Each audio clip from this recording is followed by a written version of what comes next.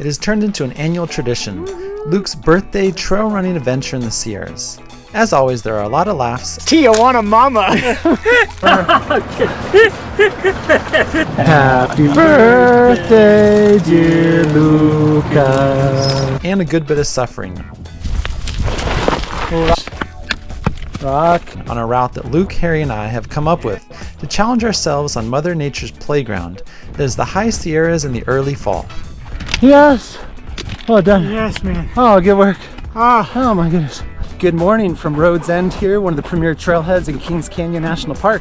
We are just a couple hours east of Fresno, and it has turned into an annual tradition, the epic weekend in the Sierras for Luke's birthday. Harry has come up from Southern California. Luke and I have driven down from Sacramento. We're gonna do the lower Big Seki route, except for instead of going over Forester Pass, we're gonna do Harrison Pass. Some people have commented that it is extremely hard. It's a steep pitch. Rock. This weekend we have opted for the fast packs, which means we're going to be able to run the flats and downhills and get quite a few miles in while still carrying a couple nights worth of camping gear and food. We're expecting it to be about 90 miles and over 20,000 feet of vert along the way. Yes, sir! This is what he's famous for, the creek crossing. We cruised up to 3,000 feet to Junction Meadow, where we turned off the Bubbs Creek Trail and took a right-hand turn on the lesser-used East Lake Lake Reflection Trail. We are exactly 13 miles in. We are here at East Lake, making our way up towards Reflection Lake and Harrison Pass. From East Lake, we continued on to 10,000 feet and made it to Reflection Lake, where it was time to start lightening our load a little bit and dive into some of our food supply. 15 miles in, so far so good. We had no idea of what was coming up. From Reflection Lake, the trail basically disappears.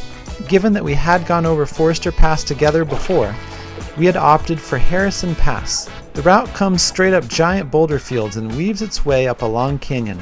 You climb. Feeling the altitude. Yeah. Woo, good work. The sun beat down on us as we worked our way up towards 12,000 feet. This is the part of the trail we weren't sure about. A lot off trail here, really steep. We filled up water at some rugged, unnamed lakes and then prepared for what looked like a sandy slog appearing up ahead of us. Heading up to Harrison Pass. This part is brutally slow. So we're making our way up in the afternoon sun, straight uphill. Getting up there. Yep. Thank you. New profile pic for you. Sandy section, the last 400 or 500 feet. This is gonna be fun. The final quarter mile up the pass is brutal. The rock crumbled under our feet. Rock. Our calves were on fire, fighting just to keep us from sliding backwards, and we were forced to take turns making progress, as it was nearly impossible not to shoot rocks down the gully behind us. Hiking up the couloir to not snowboard down. It's steep though, it's probably 40 or 50 degrees. Yeah, this is steep. Alright, sorry.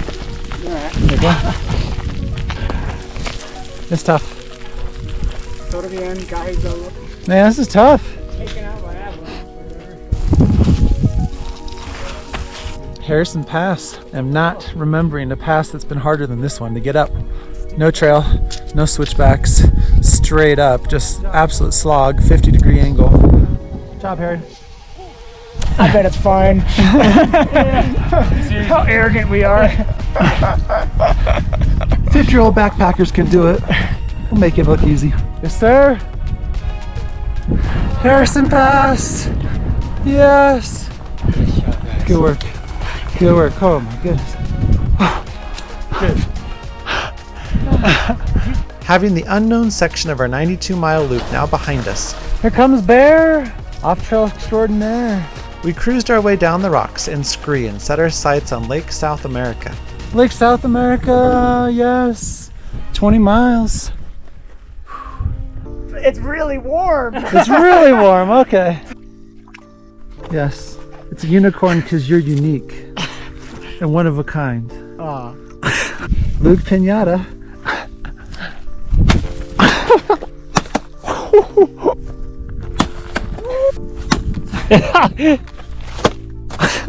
Is that all you got, Harry? Come That's on. all I got. Come on, now give us some. Hey, it's cracking. Take some punishment. Durable one. I know. No one can kill the unicorn. Dude, this thing is tough.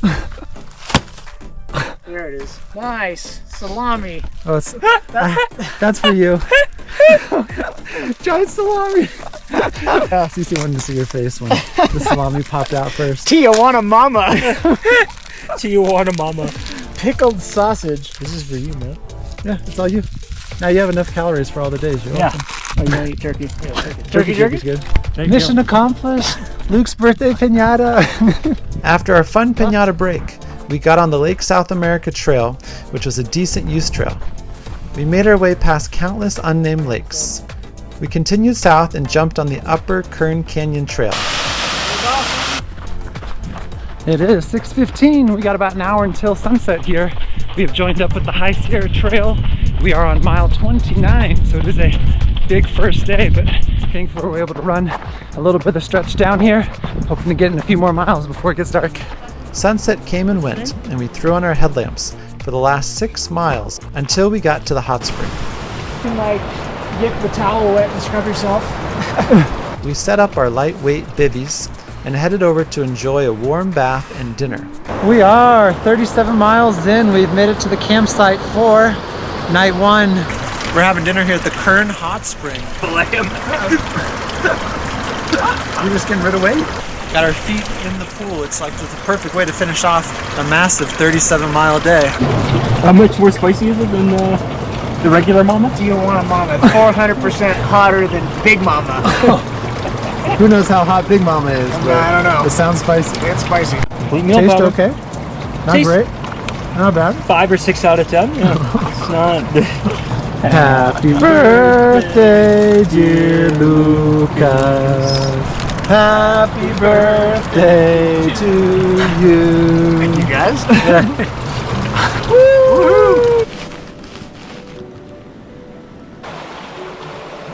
It is 6:30 a.m., day 2. Successful night camping out by the Kern Hot Spring. Back down now at 7,000 feet, we would stay on the High Sierra Trail and climb uphill nearly all morning. We were aiming for another 30-plus mile day to hopefully get us up and over Elizabeth Pass, so we powered through the morning hours, climbing back up to over 10,000 feet. Woohoo, mile 46. We are right exactly halfway on the loop, looking over at Mount Kaweah. After 10 more miles, the High Sierra Trail really opens up with the big expansive views that it is famous for as it travels through the heart of the High Sierras. This part of the trail is over 25 miles from any trailhead, making it extremely difficult to get to this region unless you are doing a multi-day backpacking trip. Coming down the High Sierra Trail here, we are 50 miles in, getting just these huge sprawling views back behind us. The beautiful single-track trail continues on past Big Arroyo Junction and up into the meadows below Black Kaweah and Kaweah Queen. We are 53 miles in. We are hovering right here about 10,000 feet, surrounded by beautiful granite walls on all sides of us. Should be another mile or 2 up towards Kaweah Gap. We made it up and over Kaweah Gap and started running once again with the excitement of the famous Precipice Lake less than a mile ahead of us. Precipice Lake is one of the prettiest lakes in all of the Sierras. We have come over Kaweah Gap. We're coming down about 1 mile to get to Precipice Lake. Woohoo! It's a beautiful blue lake with giant walls behind it that lead up to Eagle Scout Peak. This backdrop is just incredible. Just that giant wall behind the lake. We were pleasantly surprised to have the place all to ourselves for our 1 p.m. lunch stop. You can't resist jumping in a lake this pretty. Precipice Lake. Yes, sir. Woo! One of the most famous lakes out here. Look at that sheer wall just straight behind the lake. Really warm with the snow on it too. Woo! Woo!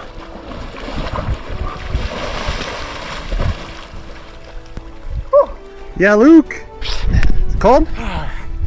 Yeah. That's. What do you expect? There's ice still behind it. Woo! Woo! That's cold. But it feels good. Attaboy. Alright. It is cold. Woo! Woo! Go here, go. It takes your breath away. Here's what I can do. Precipice Lake, nobody here. Wound care. Wound care, yeah, first aid time for Luke and Harry. How's he look? He looks terrible, like normal. Refreshed from Precipice Lake, it was time to head downhill on one of the best sections of the High Sierra Trail.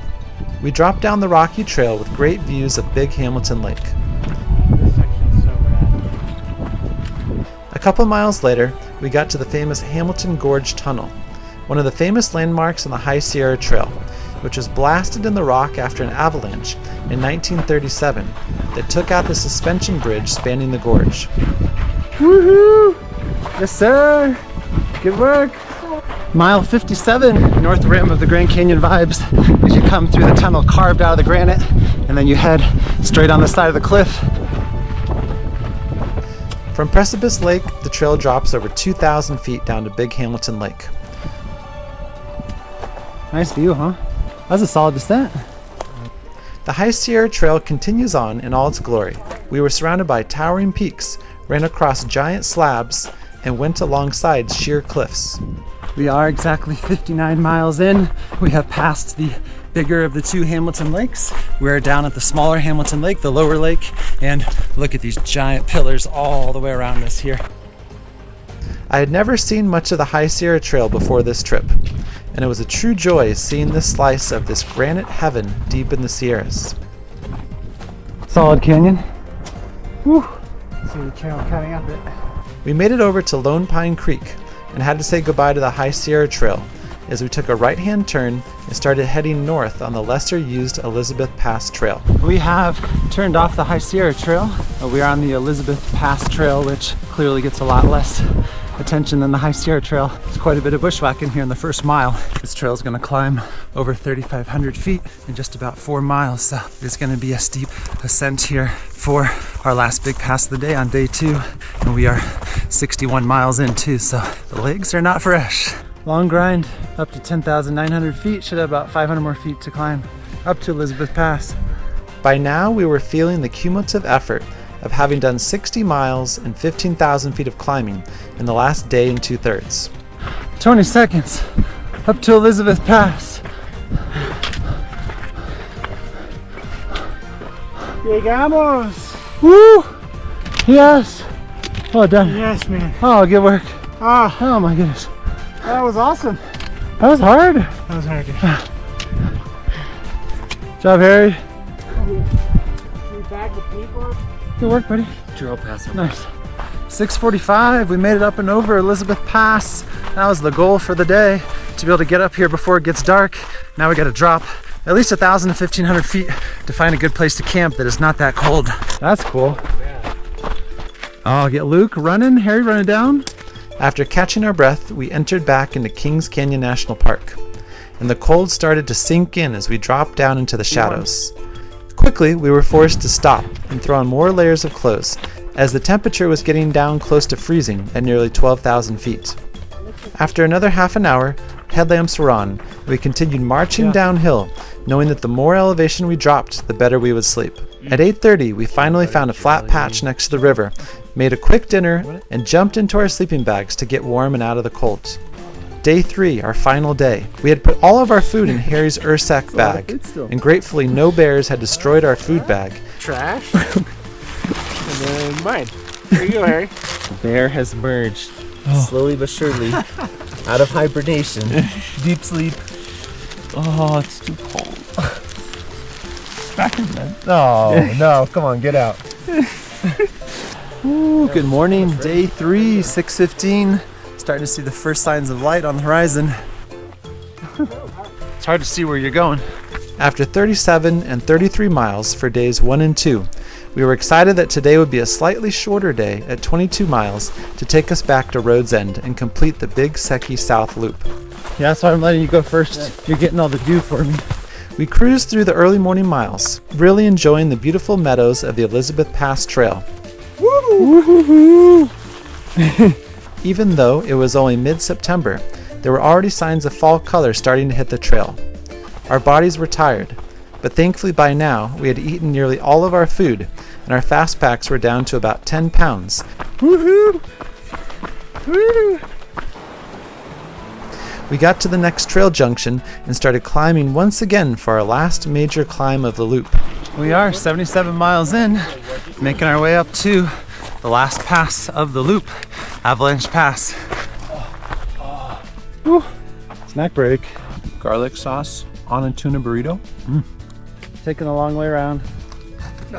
From Avalanche Pass, we have to drop about 5,000 feet We are at mile 86. Should have maybe about 5-ish more miles to go. After a few miles, the trail opens up to big-time views of the massive canyon ahead of us. Woo! Ah! Kings Canyon is one of the deepest canyons in North America, with walls that rise over 8,000 feet from river to rim. This is about 3,000 feet deeper than Arizona's Grand Canyon. This Avalanche Pass trail, it's amazing. I don't think anyone takes this, that they were able to carve this right out of the side of the mountain with all these granite stairs. It's just unbelievable. It's cool. This is really cool. Dude, look at Lucas. He's flying. And coming down the Avalanche Pass trail gave us a great perspective on just how big Kings Canyon really is. After a super steep mile or two of downhill, we made it down to Bubbs Creek. Oh, back down to Bubbs Creek. With only 4 miles left, it was a bittersweet feeling as we knew we were coming down the home stretch of our huge weekend adventure. We powered through the last couple of miles of sandy trail. We are down to our last mile of the Big Seki South Loop. And we are back. Good. Oh, good work. Good work. Thank you guys. Big Seki South Loop. Happy birthday, Luke. Many years in the making. Yay. We were all smiles as we had survived Luke's 2024 birthday fast pack. It's tough. Which had been a successful navigation of the amazing Big Seki South Loop, which is truly an amazing tour of some of the most beautiful places that Kings Canyon and Sequoia Parks have to offer.